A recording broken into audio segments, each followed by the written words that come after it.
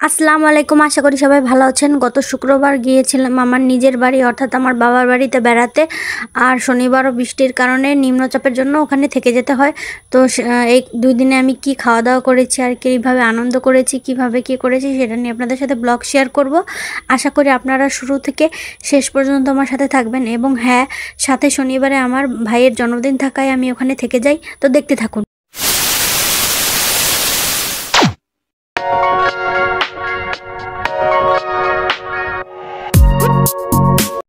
তো প্রথমেই ছিল মুরগির মাংসের কোরমা। শুক্রবারে একটা মিলাদের ব্যবস্থা করা হয় ভাইয়ের জন্য, প্লাস সবার ভালোর জন্য।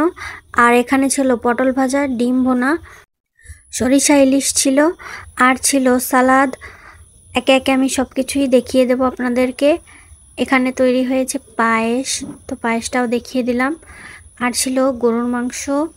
তো গরুর মাংসটা কড়াইতে রান্না করা হয়েছিল এবং খেতে খুব ভালো লাগছিল।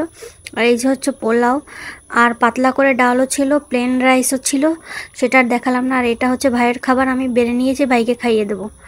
তো এরপরে আমিও খেতে বসলাম। সবাই খাওয়ার পরে যেহেতু মাদ্রাসা থেকে ছাত্র আসার কথা ছিল, তারা এসেছে, তারা খেয়েছে, সবাই খেয়েছে। এরপরে আমরা মেয়েরা খেতে বসেছি, বাচ্চারাও খেয়েছে। তো আমি প্রথমে কোরমাটা দিয়ে খাচ্ছিলাম। কোরমার গ্রেভিটা আমার খুব ভালো লাগে, আমি বেশি করে নিয়ে খাচ্ছিলাম।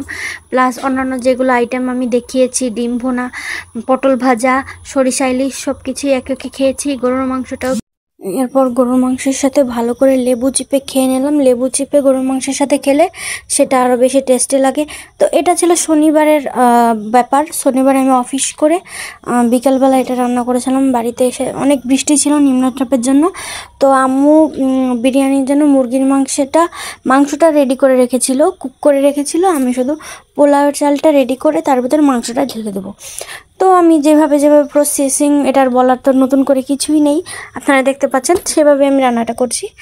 আজকেই আমার ভাইয়ের জন্মদিন, তো সেই উপলক্ষে একটু বিরিয়ানি আম্মু রান্না করবে। আর একটা কেক আনা হয়েছে, সেটা কাটা হবে। এবছর আবহাওয়ার নিম্নচাপের জন্য যেন তেনভাবে জন্মদিনটা পালন করা হলো। এটা ছিল ওর দ্বিতীয় জন্মদিন। আপনারা সবাই আমার ভাইয়ের জন্য দোয়া করবেন, যাতে করে ও ভালো একটা মানুষ হিসেবে বড় হয়ে প্রতিষ্ঠিত হতে পারে।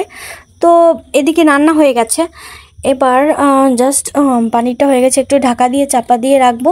তো চাপা দিয়ে রাখছি, চলে আসবো 5 মিনিট পর। 5 মিনিট পর দেখুন চালের পানিটা পুরো শুকিয়ে গেছে। তো এইভাবে ঢাকা দিয়ে রাখবো যাতে চালটা ভালো করে ফুটে যায়। তো এই যে দেখুন সন্ধ্যাবেলার রান্নাটা হয়ে গেছে। এবার কেকটা কাটা হচ্ছে। কেকটা কাটার জন্য খুবই এক্সাইটেড, ওর খুবই ভালো লাগছিল।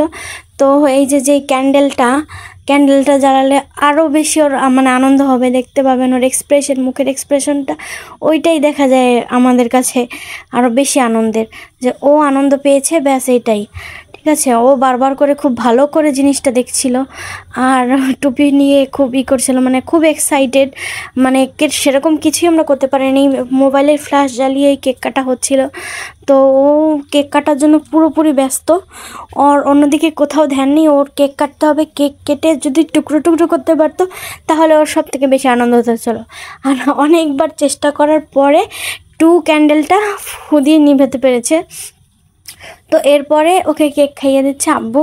আর আম্মু খাওয়ানোর চেষ্টা করেছিল, কিন্তু ও খায়নি, কারণ ওর ধান্দা শুধু কেকটা কাটতে হবে, কুটুকুটি করতে হবে, ব্যাস এটাই। তারপর অন্যান্য বাচ্চাদেরকেও কেক টেক খাইয়ে দেওয়া হলো। এভাবেই ওর জন্মদিনটা আমরা এবছর পালন করলাম। আশা করি সামনের বছর আরও ভালোভাবে পালন করতে পারবো। তো এরপরে সবাই বিরিয়ানি খাচ্ছে। আজকের ভিডিওটা এই পর্যন্ত। যদি আমার ভিডিওটি ভালো লাগে তাহলে আমার চ্যানেলটিকে অবশ্যই সাবস্ক্রাইব করবেন এবং লাইক, কমেন্ট, শেয়ার অবশ্যই করবেন। আজকের মতন বিদায় নিচ্ছি। আল্লাহ হাফেজ।